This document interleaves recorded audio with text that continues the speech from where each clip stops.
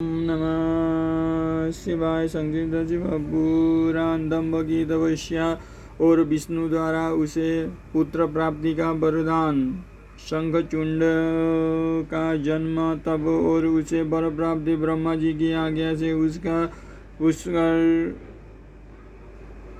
पुष्कर में तुलसी के पास जाना और उसके साथ वार्तालाप। ब्रह्मा जी का पुनः यहाँ प्रकट होकर दोनों को आशीर्वाद देना और शंखचूंड का गांधर्व विवाह की विधि से तुलसी का पानी ग्रहण करना। तदनंतर जलंधर की उत्पत्ति से लेकर उसके वध तक का प्रसंग सुनाकर सनत कुमार जी ने कहा, मुने अब शंभु का दूसरा चरित्र प्रेम पूर्वक श्रवण करो। उसके सुनने मात्र से शिव भक्ति सुदृढ़ हो जाती है। व्यासी शंखचूंड नामक एक महावीर दानव था जो दो देवों के लिए कष्टक स्वरूप था। उसे शिवजी ने रण के मुहाने पर त्रिशूल से मार डाला था। शिवजी का यह दिव्य चरित्र परम पावन तथा पापनाशक है। तुम पर अधिक स्नेह होने के कारण मैं उसका वर्णन करता हूँ, तुम प्रेम पूर्वक उसे श्रवण करो। ब्रह्मा के पुत्र जो महर्षि मरीचि थे, उनके पुत्र कच्छप हुए। ये मननशील धर्मिष्ठ सृष्टिकर्ता विद्या संपन्न तथा प्रजापति थे। दक्ष ने प्रसन्न होकर आपने 13 कन्याओं का विवाह इनके साथ कर दिया। उनकी संतानों का इतना अधिक विस्तार हुआ कि उसका वर्णन करना कठिन है। उन कच्छप पत्नियों में एक का नाम दनु था। वे श्रेष्ठ सुंदरी तथा रूपवती थी। उस साध्वी का सौभाग्य बड़ा हुआ था। मुने उस दनु के बहुत से महाबली पुत्र उत्पन्न हुए। विस्तार भय से उनके नाम नहीं गिनाए जा सकते हैं। उनमें एक का नाम विप्रचित्ति था जो महान बल पराक्रम से संपन्न था। उसका पुत्र दंभ हुआ जो जितेंद्रिय धार्मिक तथा विष्णु भक्त था। जब उसके कोई पुत्र नहीं हुआ तब उस वीर को चिंता व्याप्त हो गई। उसने शुक्राचार्य को गुरु बनाकर उनसे श्री कृष्ण मंत्र प्राप्त किया और पुष्कर में जाकर घोर तप करना आरंभ किया। यह सुदृढ़ आसन लगाकर कृपा मंत्र का जप करते हुए उसके 1 लाख वर्ष बीत गए। तब उस तपस्वी के मस्तक से एक जाज्वल्यमान तेज निकलकर सर्वत्र व्याप्त हो गया। वो तेज इतना दुस्सह था कि उसके संपूर्ण देवता मुनि तथा मनु संतप्त हो उठे। तब वे इंद्र की अगुआ बनाकर ब्रह्मा के शरणबद्ध हुआ। वहाँ उन्होंने संपूर्ण संपत्तियों के दाता विधाता को प्रणाम करके उनकी स्तुति की और फिर विशेष रूप से व्याकुल होकर अपना सारा वृत्तांत उससे कहा सुनाया। उनकी बात सुनकर ब्रह्मा भी उन्हें साथ लेकर वहाँ सारा वृत्तांत विष्णु को सुनाने के लिए वैकुंठ को चले। वहाँ पहुँचकर सब लोगों ने त्रिलोकी के अधीश्वर तथा रक्षक परमात्मा विष्णु को विनीत भाव से प्रणाम किया और फिर साथ हाथ जोड़कर उनकी स्तुति करने लगे। देवता बोले, देवदेव हमें पता नहीं है कि यहाँ कौन सा कारण उत्पन्न हो गया है। हम किसके तेज से संतप्त हो उठे, या आप ही बदलाइए दीनबंधु। आपने दुखी सेवकों को रक्षक तो आप ही हैं। अब शरणदाता रवानाथ हम शरणगतों की रक्षा कीजिए, रक्षा कीजिए। सनत कुमार जी कहते हैं, मुने ब्रह्मा आदि देवताओं के वचनों को सुनकर शरणगत वत्सल भगवान विष्णु मुस्कुराए और प्रेम पूर्वक बोले। विष्णु ने कहा, अमरो शांत रहो, घबराओ मत, भयभीत ना हो। कोई उलट पलट नहीं होगा क्योंकि अभी प्रलय का समय नहीं आया। यह तेज तो दंभ नामक दानव का है जो मेरा भक्त है और पुत्र की कामना से तप कर रहा है। मैं उसे वरदान देकर शांत कर दूंगा। सनत कुमार जी कहते हैं, इन्हें भगवान विष्णु के योग कहने पर ब्रह्मा आदि देवताओं की व्यग्रता जाती रही। हुए सभी धैर्य धारण करके अपने अपने धाम को लौट गए। इधर भगवान अच्युत भी वर प्रदान करने के लिए पुष्कर को चले पड़े। जहाँ वो दंभ नामक दानव तप कर रहा था, वहाँ पहुँचकर श्री हरि ने अपने मंत्र का जप करने वाले भक्त दंभ को सांत्वना देते हुए मधुर वाणी में कहा, वर मांगता विष्णु का उपयुक्त वचन सुनकर और उन्हें आगे उपस्थित देखकर दम्भ बड़ी भक्ति के साथ उनके चरणों में लोटपोट हो गया और बारंबार स्तुति करते हुए बोला। दम्भ ने कहा, देवादिदेव कमल नयन आपको नमस्कार। हे रमानाथ, मुझ पर कृपा कीजिए। त्रिलोकेश, मुझे एक ऐसा वीर पुत्र दीजिए जो आपका भक्त तथा महान बल पराक्रम से संपन्न हो, त्रिलोकी को जीत ले, परंतु देवता उसे पराजित न कर सके। सनत कुमार जी कहते हैं, मुने दानवराज दम्भ के योग्य होने पर श्री हरि ने उसे वो वर दे दिया और उस घोर तप से उसे निवृत्त करके स्वयं अंतर्धान हो गए। दानवेंद्र दम्भ की तपस्या सिद्ध हो चुकी थी, जिससे उसका मनोरथ पूर्ण हो गया था। अतः वो भी श्री हरि के चले जाने पर उस दिशा को नमस्कार करके अपने घर को लौट आया। थोड़े ही समय के उपरांत उसकी भाग्यवती पत्नी गर्भवती हो गई। वो अपने तेज से घर के भीतरी भाग को प्रकाशित करती हुई शोभा पाने लगी। मुने, श्री कृष्ण के पार्षदों का अग्रही जो सुदामा नामक गोप था, जिसे राधा जी ने शाप दे दिया था, वही उसके गर्भ से प्रविष्ट हुआ था। तदनंतर समय आने पर स्वाध्वी दम्भ पत्नी ने एक तेजस्वी बालक को जन्म दिया। तब पिता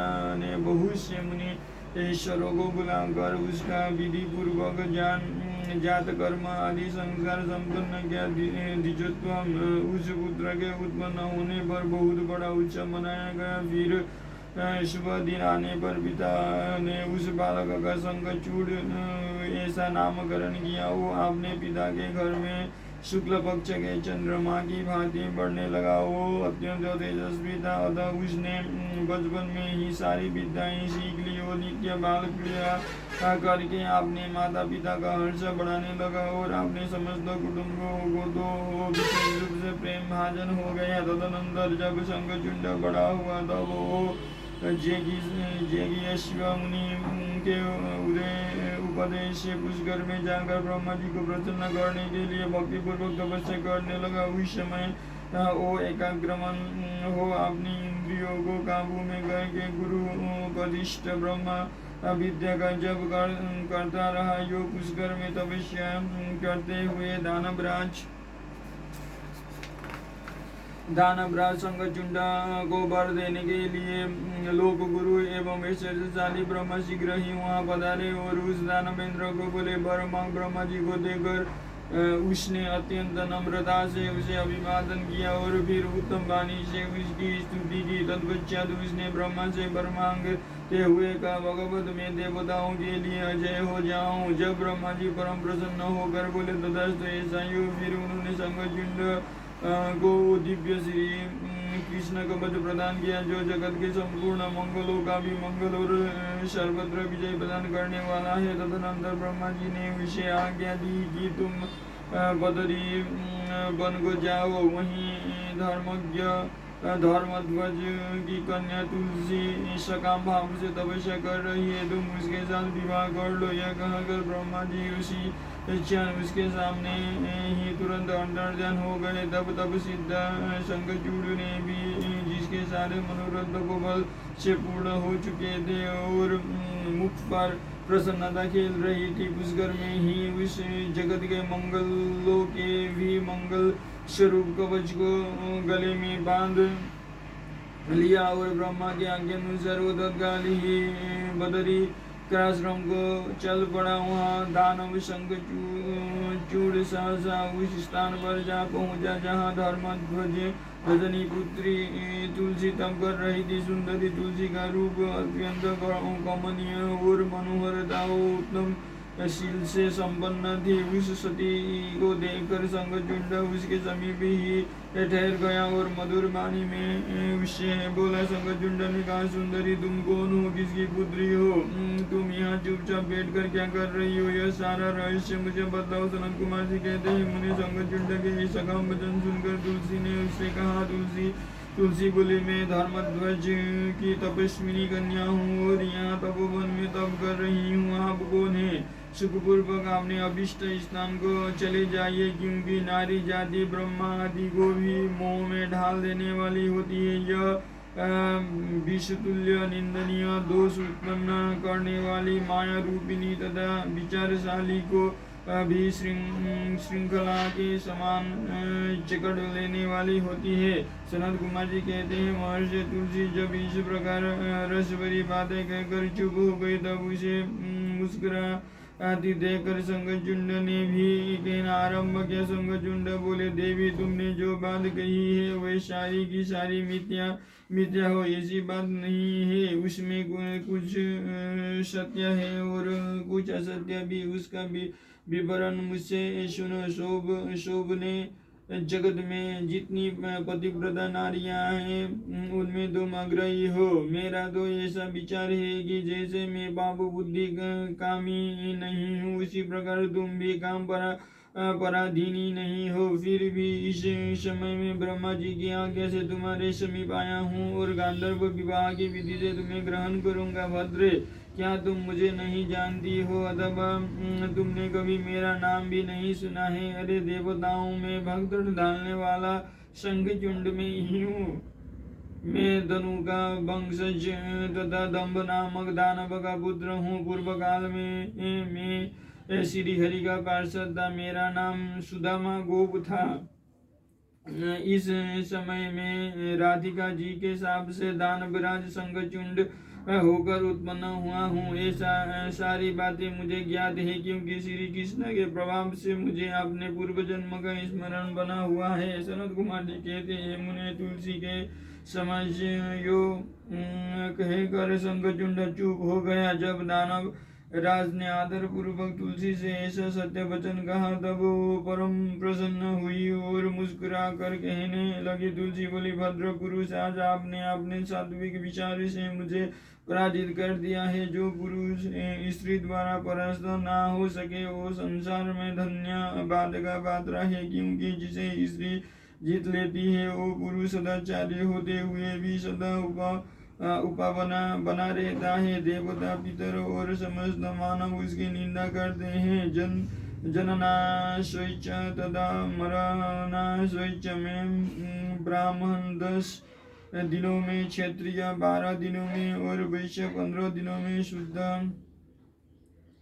हो जाता है तथा शूद्रों की शुद्धि 1 मास में भी हो जाती है। ऐसा देवता शासन है। परंतु स्त्री से पराजित हुए पुरुष की शुद्धि चितादाह के अतिरिक्त अन्य किसी प्रकार से संभव नहीं है। इसी कारण उसके पितर उसके द्वारा दिए गए पिंड तर्पण आदि को इच्छा पूर्वक ग्रहण नहीं करते तथा देवता भी उसके द्वारा अर्पित किए गए पुष्प फल आदि को स्वीकार नहीं करते। जिसका मन स्त्रियों द्वारा आहत हो जाता है उसके ज्ञान, उत्तम तप, जप, मोह, होम, पूजन, विद्या और दान से क्या लाभ, अर्थात उसके ये सभी निष्फल हो जाते हैं। मैंने आपके विद्या, प्रभाव और ज्ञान की जानकारी के लिए ही आपकी परीक्षा ली है, क्योंकि कामिनी को चाहिए कि वो अपने मनोनीत कांत की परीक्षा करके ही उसे पति रूप में वर्ण करे। सनत कुमार जी कहते हैं, व्यासी जिस समय तुलसी जो वार्तालाप कर रही थी उसी समय सृष्टिकर्ता ब्रह्मा वहां आ पहुंचे और इस प्रकार कहने लगे। ब्रह्मा जी ने कहा, शंखचूंड, तुम इसके साथ क्या व्यर्थ में वाद विवाद कर रहे हो? तुम गांधर्व विवाह की विधि से इसका पानी ग्रहण करो, क्योंकि निश्चय ही तुम पुरुष रत्न हो और यह सती साध्वी नारियों में रत्न स्वरूप है। ऐसी दशा में निपुण के साथ समागम गुणकारी ही होगा। फिर तुलसी की ओर लक्ष्य करके बोले, सती साध्वी तुलसी, तू ऐसे गुणवान कांत की क्या परीक्षा ले रही है? यह तो देवताओं, असुरों तथा दानवों का मान मर्दन करने वाला है। सुंदरी, तू इसके साथ संपूर्ण